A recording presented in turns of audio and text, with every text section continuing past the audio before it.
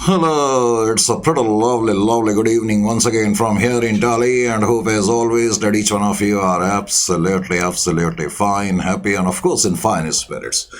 So, coming directly to the business end, today we are going to start, as you can see, flashing on your screens. This is accounting for branches, including foreign branches. Needless to add, and as you know better than I, actually, this happens to be a pretty strong chapter, pretty formidable chapter, and highly penetrative, potent, and very important from the examination point of view. If we are going to actually scan the trends of the new syllabus of the past examination, then we are going to see that almost every question is struck from this particular chapter. So that should work as a motivating factor why you need to pay extra attention. I've already told you it's a pretty lengthy chapter, pretty long chapter, no doubt about that. So anyway, we come directly straight to the business end and start this particular chapter. It's a crucial one, as I told you already. Of course, branch accounting. Obviously, as a professional student, first of all, you need to know what we mean by branches. Now, it looks pretty innocent question. What is branches? But sometimes it becomes very difficult to answer it.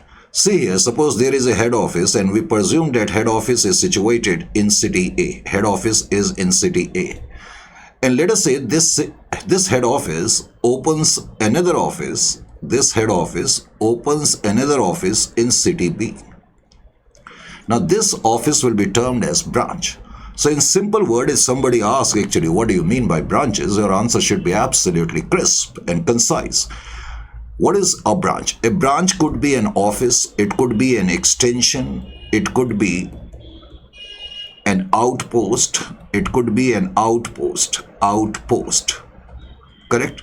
So, branch simply refers to an extension or outpost or an office of the head office, and which is generally situated in a geographical region which is different from the one where the head office is situated. As I told you, head office is situated in city A and its extension or outpost or office is situated in what we call city B. So this will be termed as branch. Now the next question as a professional student which you need to ask yourself actually, why actually this head office needed to open a branch? Why organization open branch? Quite obviously, because we want to capture wider market, we want to capture wider clientele, we want to increase our sale, we want to increase our turnover, we want to increase the profit. So that is the basic idea of opening a branch. Is it clear to you? Then we come to the next question, what is branch accounting? What is branch accounting? Very simple to answer. If we have the branches, naturally we want to actually keep the track of our branches. Suppose if a head office has got, let us say, 3 branches. So in order to keep the track of the performance of these 3 branches, whether these branches are functioning up to our expectation, up to our what we call targets, or these branches are really fetching us return or not, whether they need remedial action or not, for that we need to have branch accounting. So in simple words, accounting for branches is known as branch accounting, and branch accounting is adopted by an organization in order to actually track the performance of the branches. Is it clear to you? These are simple basic questions which I simply asked of you. Now our next point is, now we come to another important aspect. We will see later on, branches are broadly classified into 2 important segments.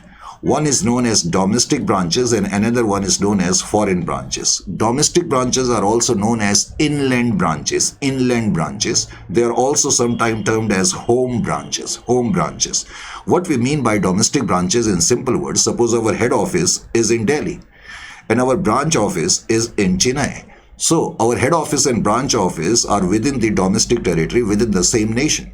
Correct? Then this branch will be termed as domestic branch. So domestic branches means such branches which are located within the domestic territory of a nation.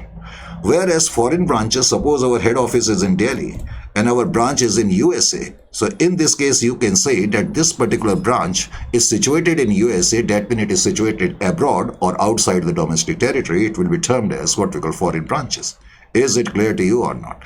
So branches are broadly categorized into 2 types, domestic branches and foreign branches. Is it clear to you?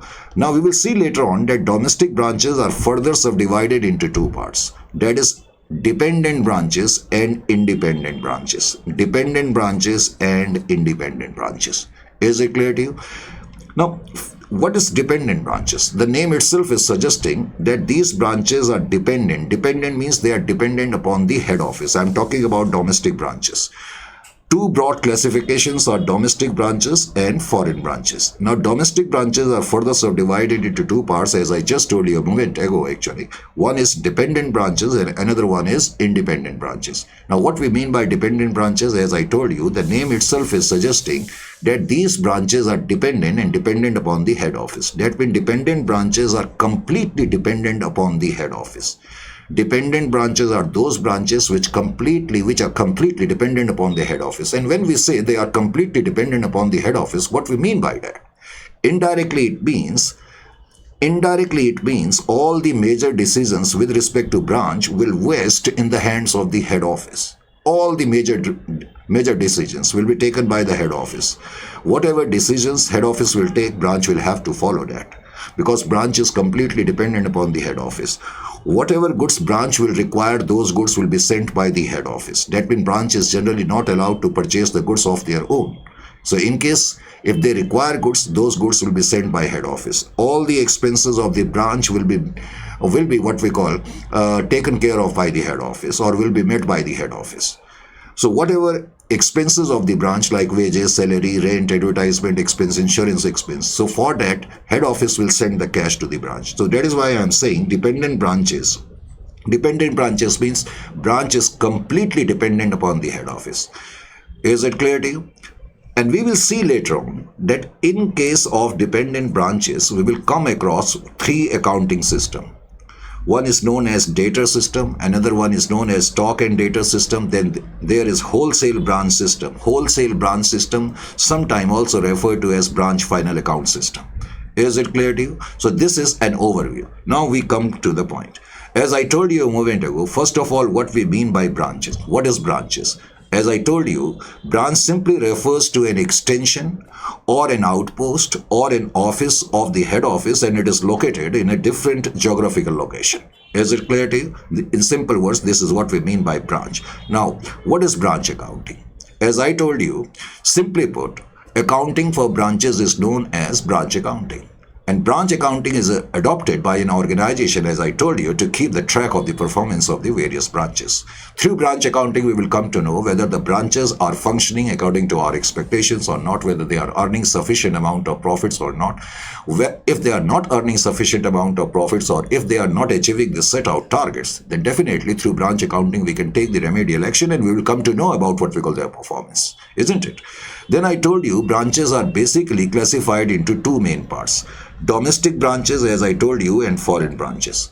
Just a moment ago, I also told you domestic branches are also known as inland branches or home branches. Domestic branches are also known as inland branches or home branches. Domestic branches means such branches which are situated within the domestic territory of a nation. Correct? So first of all, we need to take care of domestic branches. Just a moment ago, I also told you domestic branches are subdivided into two parts. Domestic branches are further subdivided into two parts, dependent branches and independent branches. And I was just explaining you a moment ago what we mean by dependent branches. Dependent branches, as I told you, they are completely dependent upon the head office. When we say they are completely dependent upon the head office, what does it mean? As I told you, all the goods required by branch are sent by the head office. So whatever goods will be required by branch, those goods will be sent by the head office. All the expenses of the branch will be met by the head office. All the major decisions of the branch will be taken by the head office.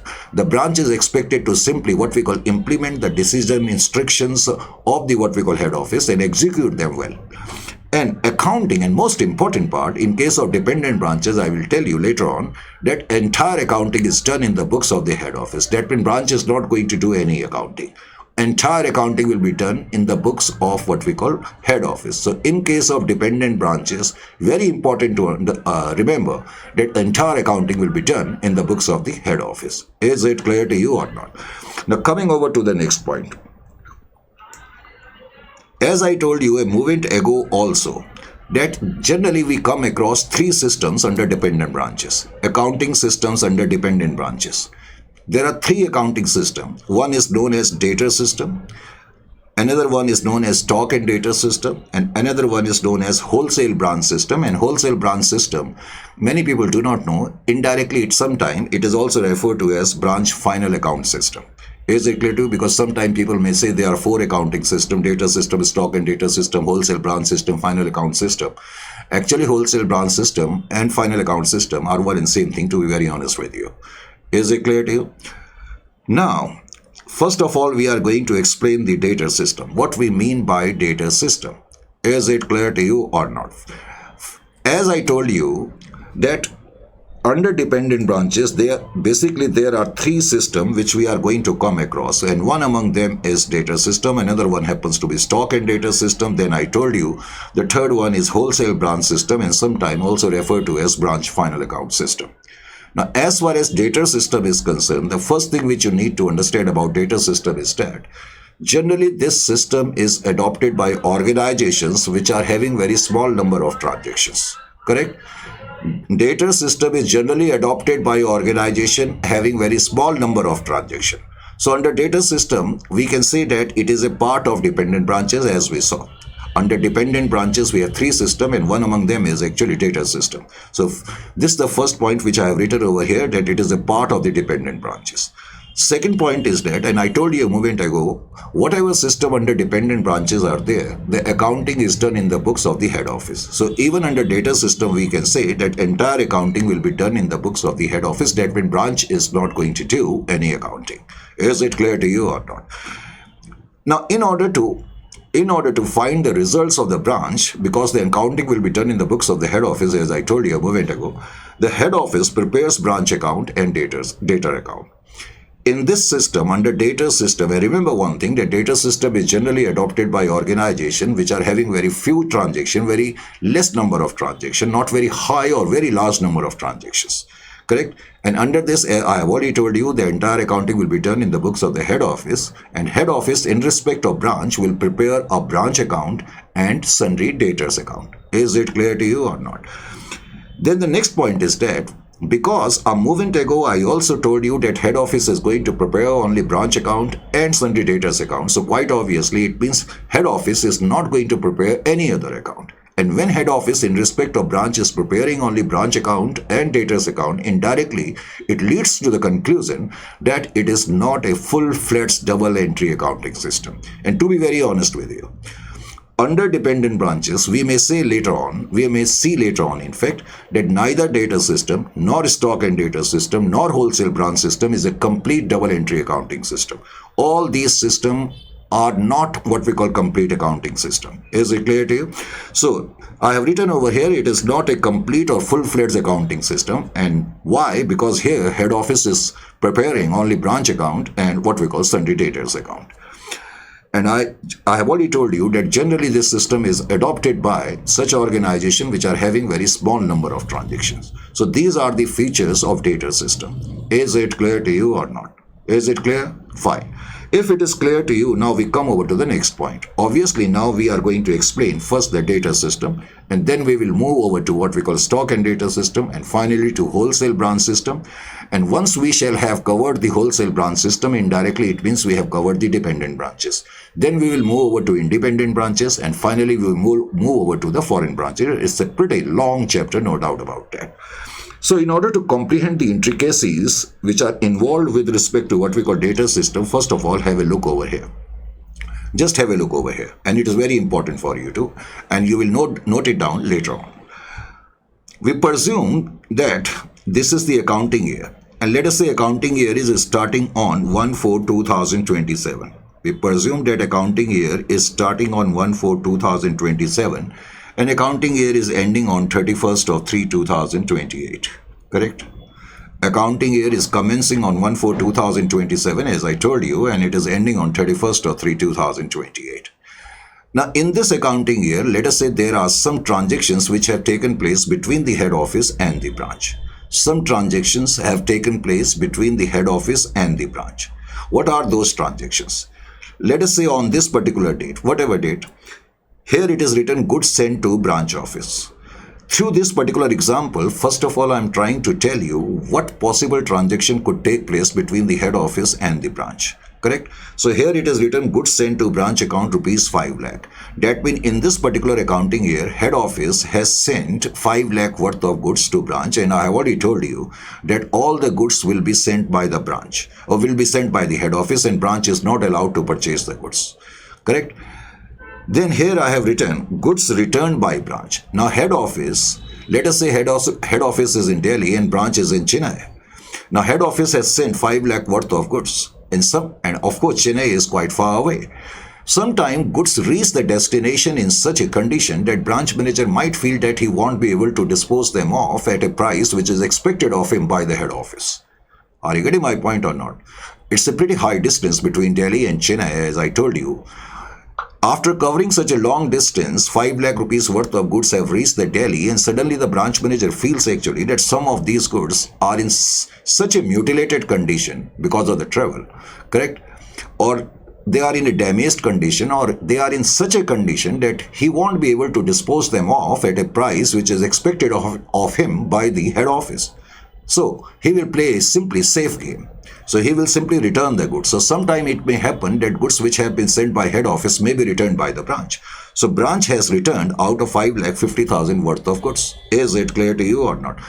So this is the another point. 50,000 worth of goods have been returned by the branch. 5 lakh worth of goods have been sent. Then here I have written, correct, during the accounting year, here I have written that cash sent for branch for expenses. Of course, our branch office is in Chennai. There may be what we call several expenses which the branch may have to incur. For example, wages of the, or what we call workers, salary of the staff. And let us say branch office has been taken on rent, so we may have to pay the rent, some advertisement expenses, etc. So all these expenses, as I told you a moment ago, will be met by the head office. So that is why here I have written cash sent for branch expenses. Let us say 20,000 worth of cash has been sent by head office to the branch. Is it clear to you? Now, here I have written cash sales. Obviously, the branch will try to sell the goods which have been sent by head office at a maximum possible price. Correct? This should be the basic target of the branch manager. I have already told you under dependent branches and especially under data system, correct? Entire accounting is done in the books of head office, number one. All the major decisions will be taken by the head office. The only responsibility of the branch is to execute all the instructions which have been delivered by the head office to the best possible manner. So obviously the target of the branch manager will be to sell the goods at the highest possible price. And we presume that branch has sold the goods, and some of those goods have been sold in cash. So here I have written cash sales, and cash sales are worth rupees 4 lakh. And some goods have been sold on credit. So credit here I have written that means credit sales, and credit sales is equal to 3 lakh. So total sales of the branch is 4 lakh plus 3 lakh, you can say 3 lakh and 7 lakh, and out of that 4 lakh is cash sales and credit sale is equal to 3 lakh.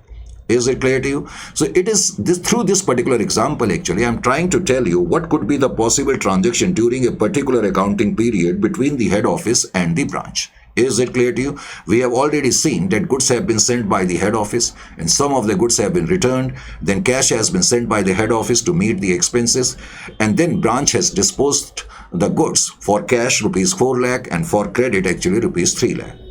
Now at the end of the year, it is quite obvious and quite natural that branch may have some closing balances because we have sent the goods. So it could be a possibility that some of the goods might have not been sold till the end of the accounting year. So when we say closing balance of stock, it means such goods which have been sent by the head office and which have remained unsold till the end of the accounting year.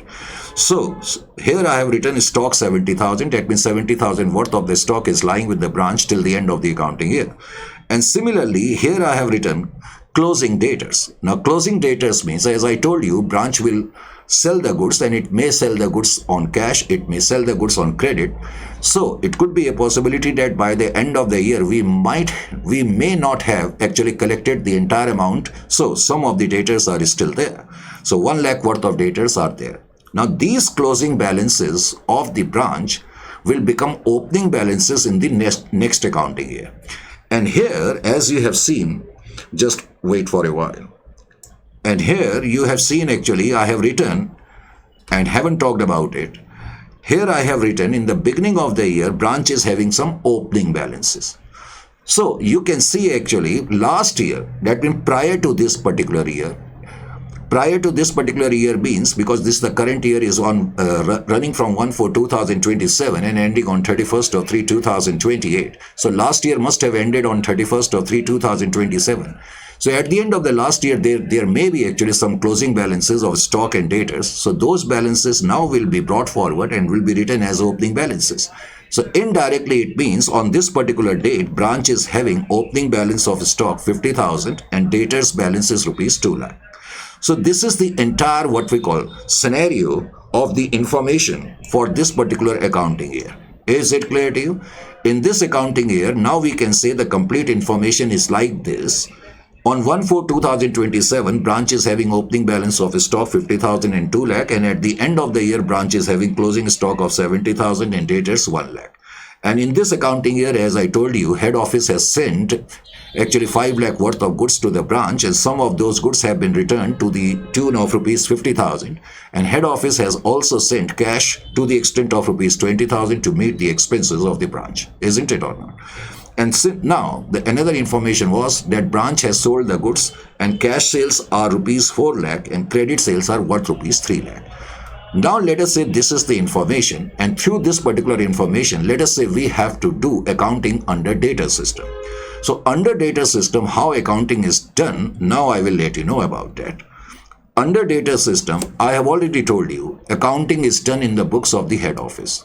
So many times now I have told you that data system is generally adopted by organizations which are having very small number of transactions. Number one, and accounting is done in the books of the head office, and it is not a complete full-fledged double entry accounting system. So keeping such points in mind, now we move over to the next step, that is accounting aspects. Now under the accounting aspect, first of all, I will draw a branch account. And basic purpose is to give you an idea actually how the accounting is done under data system. I will draw a branch account, and besides that I am going to draw a debtors account. Is it clear to you?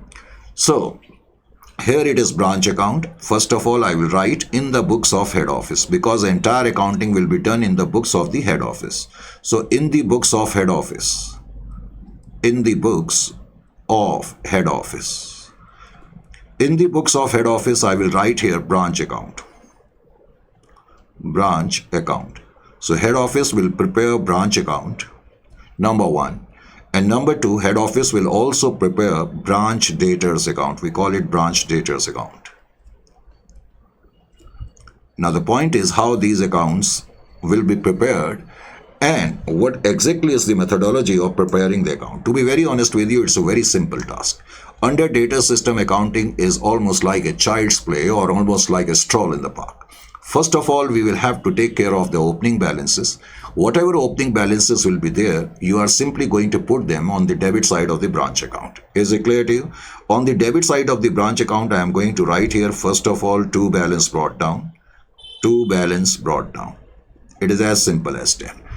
Now, there is opening balance of opening stock and debtors. Opening stock and debtors. Now, what is the balance of the opening stock and what is the balance of the debtors? Now, opening stock, as you can see, is equal to 50,000 and debtors is equal to 2 lakhs. So, we will simply write here opening stock 50,000 and we are going to write debtors 2 lakh. But important point is that you must not let it escape out of your memory that you are also preparing debtors account. The moment you are going to write here debtors, you should not forget to actually write it in debtors account also, because you are preparing debtors account. So under debtors account, I am going to write balance brought down 2 lakh. So as far as debtors balance is concerned, it will also feature in the branch account and it will also be written under the debit side of the branch debtors account, quite obviously. This is the opening balance. Now we will have a look over the transaction. The first transaction is that in the current accounting year, head office has sent goods worth rupees 5 lakh to branch. When head office will send the goods to the branch, your simple entry will be, you need not require to pass the entry, but just to make the point clear, our entry will be branch account debit to goods sent to branch account. Branch account debit to goods sent to branch account. Here branch account is getting debited because of goods sent to branch account. So I am going to write goods sent to branch account on the debit side. It is as simple as that. Is it clear to you or not? So whenever head office is going to send the goods to the branch, the entry will be branch account debit to goods sent to branch account. And on the debit side of the branch, I will have to write to goods sent to branch account. In short form, I have written here GSTB account, and this is legal short form. Goods sent to branch account. So 5 lakh worth of goods we have sent. This is one way of putting the transaction in the account. Another way of analyzing the transaction is that you presume as if you are the accountant of the head office. You presume yourself as the accountant of the head office. Whenever head office will get imparted with anything, you are going to put it on the debit side. Here, head office is sending the goods. That means head office is getting imparted with rupees 5 lakh worth of goods. So anything by which head office will get imparted, correct? So that will be put on the debit side of the branch account. It is as simple as that. So this is the entry. But in the next transaction, here it is written that branch office has returned 50,000 worth of goods back to head office. So when head office sends the goods, we pass this entry. Obviously, when head office will return the goods, we do not pass this entry. We do not pass this entry, returns account debit to branch account. We do not pass this entry, rather we reverse this entry. That means our entry will be goods sent to branch account. Earlier entry was branch account debit to goods sent to branch account when we send the goods. And now when goods are being returned, we will simply reverse the entry and the name of the account will remain same, goods sent to branch account, but now it will be debited and branch account will be credited. So that means we will have to reverse the entry. Is it clear to you? We will never write returns account debit to branch account.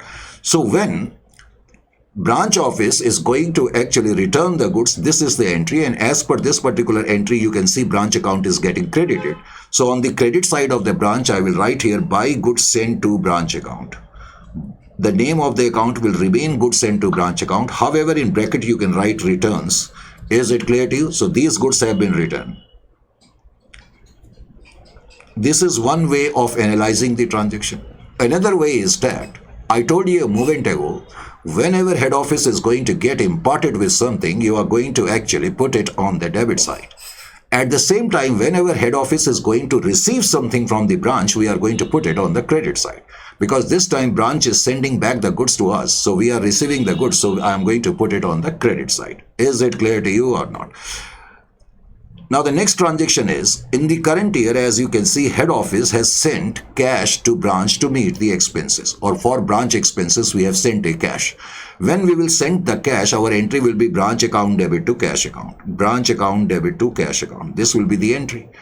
This is one way. And another way is that we are sending the cash, so we are getting imparted with the cash. So I'm going to put it on the debit side. So on the debit side of the branch account, I will simply write to cash. Very simple way of doing the accounting. To cash.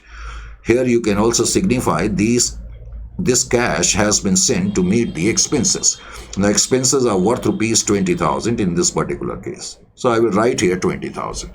Very simple. Is it clear to you? Now the next one is cash sales and credit sales.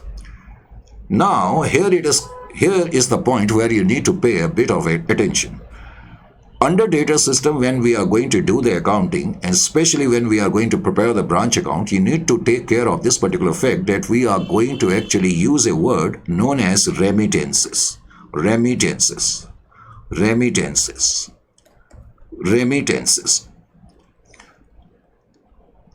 And under remittances, we will have to write cash sales. We will have to write cash sales. And we will have to write cash received from debtors. Cash received from debtors.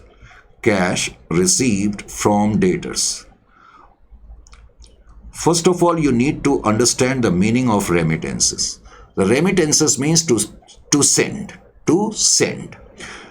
We will see later on that branch office is expected, as I told you a moment ago, because all the decisions are in the hands of the head office. All the instructions are being forwarded by the head office.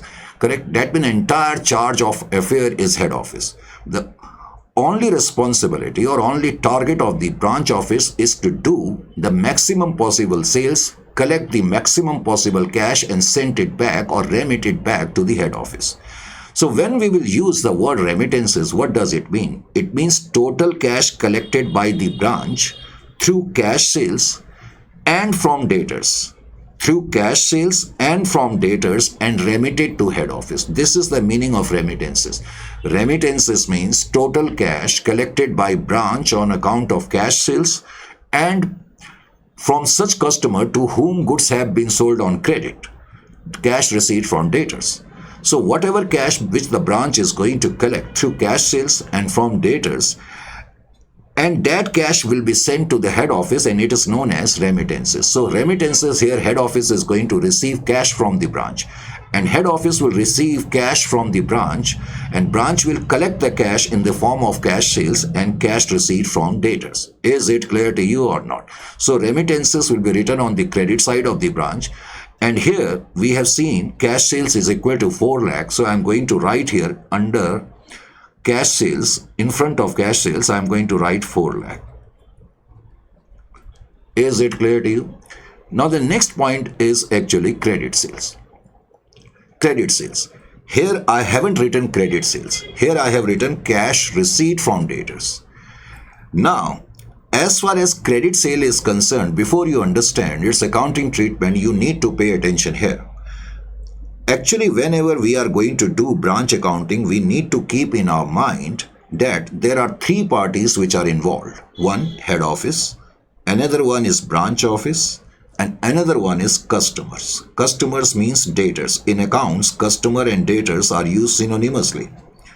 Customers or debtors are used synonymously. Is it clear to you? Whenever you are going to do the accounting under branches, you always presume that you are dealing with 3 parties. One, as I told you, head office, another one happens to be branch office, and the last one happens to be the debtors. Now kindly pay attention, and it's a pretty important point, because student fraternity never actually go through these important, finer, deeper points, and that is why they always find themselves in a quagmire of troubles. So I just want to actually give you a very solid foundation, so kindly pay attention here.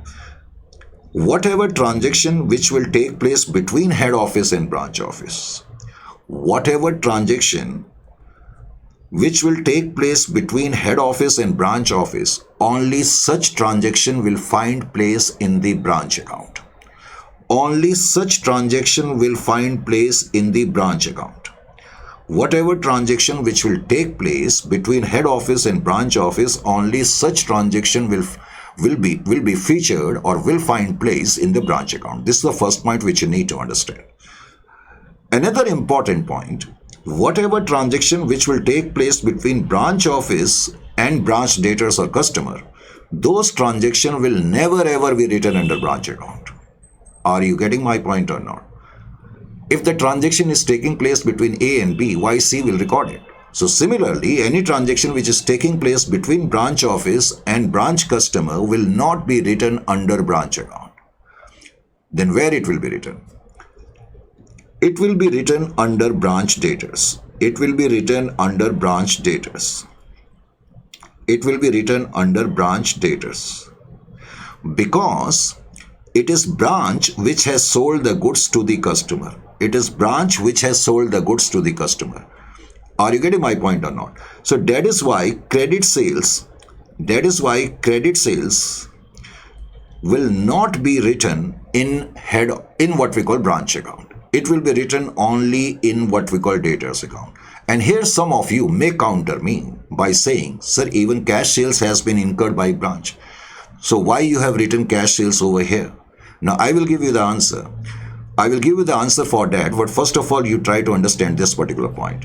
So here, credit sales have been incurred by what we call branch office. This is a transaction between branch office and branch customer, number 1.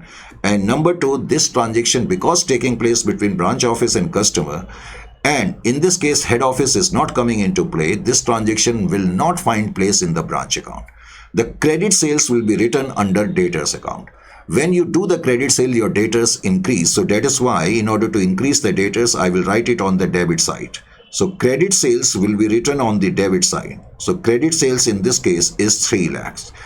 So point number 1 is quite important, that credit sales will not find place in the branch account. I have given you the reason. Now I will give you the answer to your query. Your query indirectly was, what about cash sales? So you have written cash sales in the branch account. Some of you may say so, because I have written here cash sales in the branch account, and even cash sales have been incurred by the branch. The reason being is that I have already told you the basic responsibility of the branch is to collect as much as cash, and after collecting the cash, send it back to the head office. No doubt that cash sales also have been incurred by the branch. Now the branch will collect the cash through cash sales, and that cash ultimately will be sent by branch to the head office. So that is the reason actually, that is the reason that as far as cash sales is concerned, it is written in the branch account. Is it clear to you or not? Because ultimately this transaction is also taking here, or actually head office is also getting involved, because whatever cash will be collected by the branch through cash sales, that amount will be sent back to the head office. But in case of credit sales, we haven't yet collected the cash. Is it clear? So as far as credit sales is concerned, credit sale will be written only in debtors account. Now in this example, I haven't written discount, I haven't written bad debts, but these transactions are generally considered as taking place between the what we call branch and branch debtors. Correct? Similarly, we will see later on sales return. Sales return means goods returned by credit customer. Is it clear to you? So whenever in the upcoming sessions or later on when we will do the practical question, whenever you will come across such transactions like credit sales, like discount allowed to debtors, like bad debts, like sales returns, such transaction, these transactions will never ever be written in the branch account. It will be written only in the debtors account. If there would have been discount allowed in this particular question, I would have written it on the credit side of the debtors account. Similarly, bad debts would have been written on the credit side of the debtors account. Similarly, sales return would have been written on the credit side of the debtors account. Is it clear to you or not? So such transaction which take place exclusively between branch office and what we call customers, such transaction will find place only in debtors account. Is it clear to you or not? So at this particular moment, it is sufficient to say that credit sales need not be written in the branch account. Correct? I have given you the reason, because it is an exclusive transaction which is taking place between the branch office and the customers. Now the next transaction was, now we have come to the end of the year. At the end of the year, it is stated in the question that there is balance of what we call closing stock worth rupees 70,000, and besides that there is balance of debtors worth rupees 1 lakh. Correct? As you can see, 70,000 and 1 lakh. These are the closing balances. I've already told you that as far as opening balances are concerned, they are put on the debit side of the branch account. Correct? Similarly, if there will be any closing balance, all you need to do is to put them on the credit side. Now, closing balance of stock in this particular question, as you have seen, is equal to 70,000. As we saw here, 70,000, and closing balance of debtors is equal to 1 lakh. Now, closing balance of debtors is equal to 1 lakh. So I am going to write here 1 lakh. Closing balance of debtors is equal to 1 lakh. Clear? Now, because I am preparing debtors account, I need to take care that any transaction related with debtors must find place in the debtors account also. So closing balance of debtors will also be put over here. Closing balance of debtors 1 lakh. I will write here. Is it clear to you? First target should be to tally the, now our information is complete because we have completed all the transaction, opening balance, goods sent to branch accounts, goods returned, cash sent, then cash sales, credit sales, and then closing balances of stock and debtors. Now entire information has been deposited in these two accounts. Now your next target will be first of all to tally your branch debtors account. Now if I am going to tally my branch debtors account, now you think logically. There are opening balance of what we call debtors 2 lakh. That means you are supposed to actually receive 2 lakh from the debtors already. And this in the current year, you sold goods 3 lakh worth on credit. So quite obviously now your total debtors are 5 lakh. So logically by the end of the year, your debtors amount should have had reflected 5 lakh rupees. Because 2 lakh debtors were already there and you sold actually 3 lakh worth of goods to them on credit in the current year. So by the end of the accounting year, the debtors balance should have reflected 5 lakh. But here closing balance of the debtor is 1 lakh only. What does it mean? It means out of 5 lakh you must have received 4 lakh from the debtors. So that is the reason your balancing figure will be considered as cash received from debtors. Cash from debtors. Cash from debtors. That means in the current year you must have received a cash of rupees 4 lakh from your total debtors. Your total debtors actually 2 lakh plus 3 lakh or 5 lakh. And because it is given in the question that at the end of the year, you are having only 1 lakh worth of debtors. So quite obviously, you must have had received 4 lakh in the current accounting year. Now, cash receipt from debtors, I told you a moment ago, it is also a part of remittances. So cash receipt from debtors, I will write over here, the amount is 4 lakh. So I am going to write here 4 lakh. So this is how your branch account will be prepared. That means as far as debtor system is concerned, I have already told you, correct? Because what the people will do, they will simply draw a format and simply tell you this is how you will have to prepare the branch account. But through logical stages, I am trying to make you understand actually how we are supposed to prepare the branch account. So this is how the branch account will be prepared. And it is very simple. You must have seen actually there is hardly anything which require what we call mental stretchability. So now I am going to tally it. If I am going to tally it, what will be the total? Let's see, 4 lakh, 8 lakh 50, 8 lakh 50, 9 lakh 50 plus 70, 10 lakh 20 will be your credit side total. And from the credit side total, if I am going to subtract my debit side total of that is 7 lakh 750, 770, so I think 2 lakh 50,000 will be my net profit. Of course, this balancing figure will be termed as net profit. This balancing figure will be termed as net profit. This is your net profit. But the problem is that student fraternity become very happy. Oh, it is very easy that we have learned how to actually find out the net profit. There is what we call hardly anything what complicated in it, isn't it? Because most of you, what you want extreme simplicity, and you forget that ultimately you are supposed to become a professional. And later on, when you are going to enter into your practical arena, this much of knowledge is not sufficient.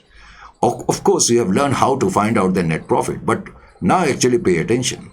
Suppose if I ask you how you are going to prove that this is your net profit,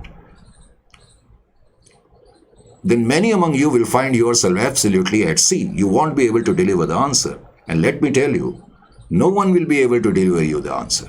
Now I will try to prove actually how we have got this as a net profit, because generally the books will tell us only this much, that if your credit side is more, whatever balancing figure will be there, you consider it as net profit. So remember one thing, if you really want to become a true professional and professional with immense knowledge, correct, very potent knowledge, then you need to understand some deep understanding. Now kindly understand, because 2-3 intricate points now I am going to tell you.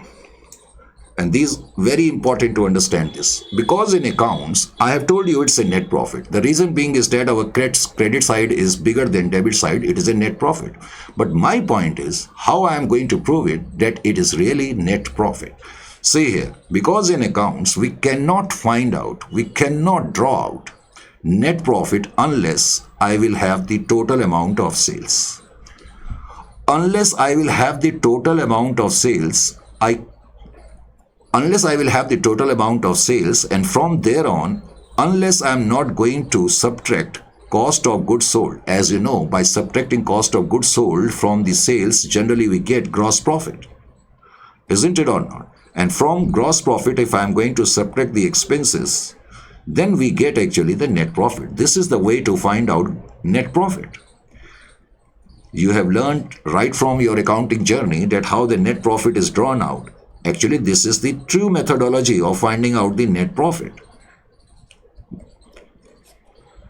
Because from the sales, we must subtract the cost of the goods, and then we must subtract the what we call expenses. Then only we can say that leftover amount is net profit, in case if it happens to be positive one.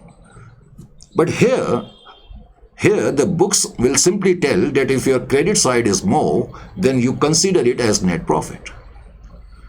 But the point is that how you are going to prove it is a net profit. My question is this. So pay attention. Just a second ago, I told you in accounts, actually, the profits can be found out only through this particular approach. But problem is that if I'm going to find out profit through this particular approach, I need to have a comprehensive accounting system. My organization need to have a comprehensive accounting system, complete accounting system. Then only I will be able to know my total sales, cost of goods sold, expenses, etc. That means if I want to compute the profit through this approach, in that case, my organization need to have a complete accounting system. Complete accounting system. Another important point is that most of you are not aware of this particular fact, that if we want to actually have a complete comprehensive accounting system in our organization, we need to be a very big organization. We should be ready to actually churn out very heavy money, because a complete accounting system, if we want to have and adopt, then it is extremely what we call expensive task. Its affordability is very difficult. Only big organizations can afford to have what we call complete, comprehensive, full-fledged double entry accounting system. And I told you a moment ago, this organization is a small organization, because data system is generally adopted by organization having small scale of operations. So if it is a small organization, quite obviously that means it cannot afford very expensive system of accounting or very complete system of accounting. That is why they cannot actually use this methodology to find out the profit. Are you getting my point or not? Put it in other words. For example, suppose there is a person and is very hungry. He is a very hungry person. And if he has got sufficient money, he can go to a 5-star hotel and definitely quench his what we call hungerness. But if he is a poor fellow, what he will do? Let us say he has got only 50 rupees in his pocket and is very hungry. So he can move to a roadside dhaba, and of course, whatever in 50 rupees he can get the eatables, through that actually he can quench the fire which is evolving in his stomach. Are you trying to understand my point or not? The target of whether a rich person or poor person, in this case, in this example, is only one. They want to quench the fire which is erupting in their stomach. But the rich person is able to quench it by going to a 5-star hotel, and the poor person will be able to quench it through what we call moving to a roadside dhaba. But their target is same. Similarly, here, the big organization, they can afford to have very expensive double entry comprehensive accounting system. So in that case, they can easily get all the ledger accounts, and through that it becomes very easy to find out sales, cost of goods sold, gross profit, expenses, and then finally net profit. But this is, you consider that this organization is a poor organization, not poor in the sense means they cannot afford what we call comprehensive double entry accounting system. Because they cannot afford complete comprehensive double entry accounting system, so within their limitations, now they will have to actually work out a methodology to find out a profit. So within their limitations, they will have to work out a methodology to find out profit. Now this is the methodology which we have already told you. This is the methodology. And through this balancing figure, we get the net profit. But now only thing remaining is how it is the net profit. I want you to understand that, how it is the net profit. If somebody asks you as a professional, how come this is the net profit? Let us say tomorrow you go to attend an interview, and the interviewer puts up a what we call balance sheet like this before you, or an account before you, and they ask you what is this, you will tell the net profit. Then the interviewer may ask, actually prove us that it is the net profit. So you need to understand all the basics. See here, how we are going to prove it that this is the net profit. In order to prove it, first of all, I'm going to ask you some question and you will have to deliver me the answer. Now you tell me whether in this particular account, have we written the amount of cash sales or not? Take your time and then deliver me the answer. Have we written here cash sales or not? Have we written here cash sales or not? Yes, sir, we have written cash sales. Absolutely right. Here we have written cash sales. So at least we have written in this particular account cash sales. Now my next question is, because we need to have the total, because if we want to compute the profit, I need to have the sales. That means both type of sales. Now my next question is, in branch account, have we written here amount of credit sales or not? Kindly look at it very closely and then tell me the answer. Have we written here credit sales or not? 99% guys are saying no. And one guy is selling, sir, we have written here cash receipt from debtors. But I'm not asking about cash receipt from debtor. There is a difference between cash receipt from debtors and credit sales. I'm simply asking whether we have written here in this particular account credit sales or not. So 99, now 100% are saying we haven't written here credit sale. Now this is the most intricate point which you need to understand. Now I will bemuse you with the fact, actually we have written here credit sales, but it is not getting reflected.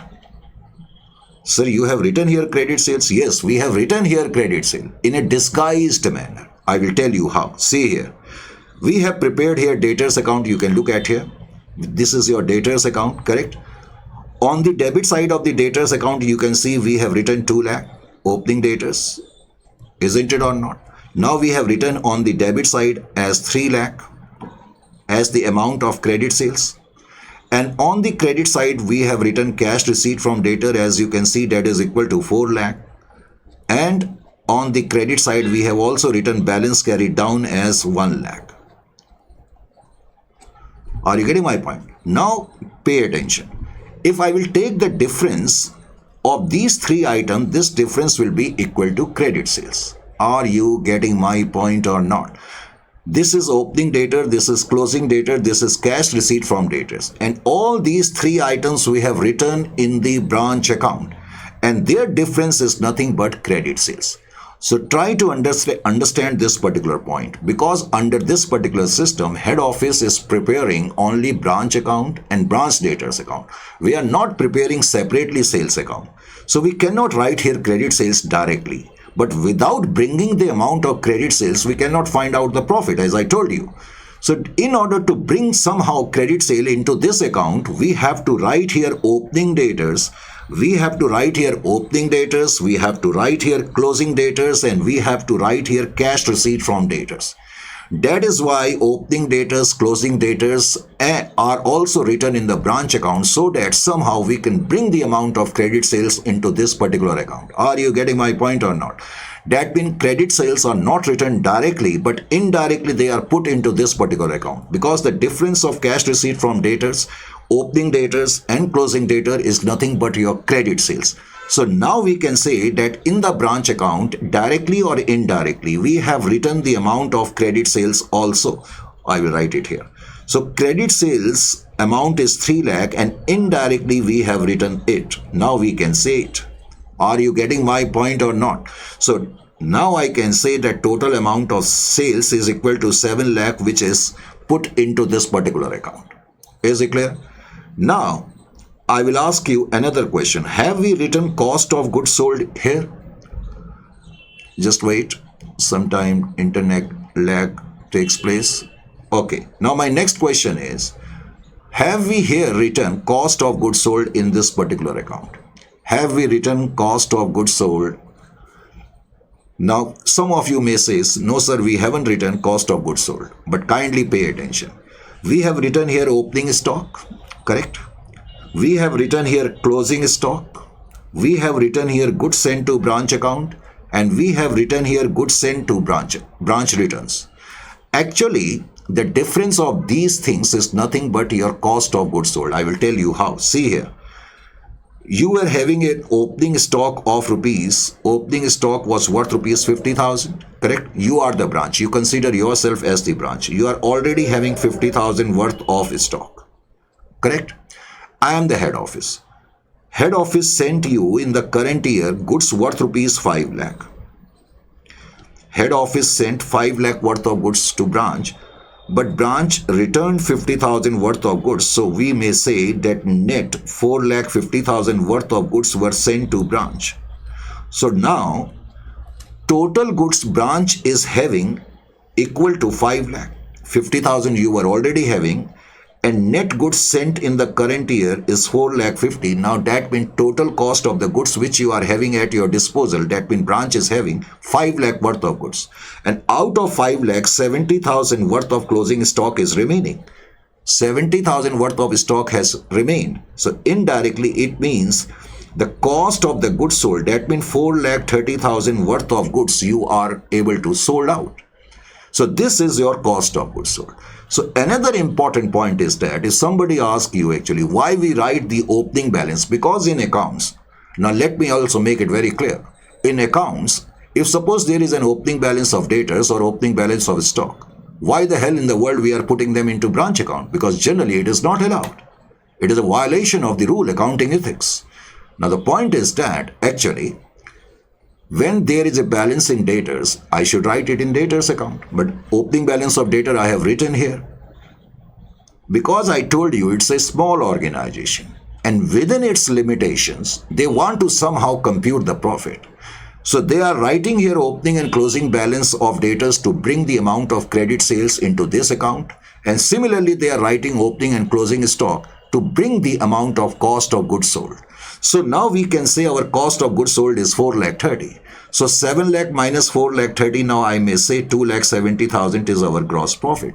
Now only thing remaining is expenses, and expenses we have written already 20,000. So our net profit will be equal to 2 lakh 50,000.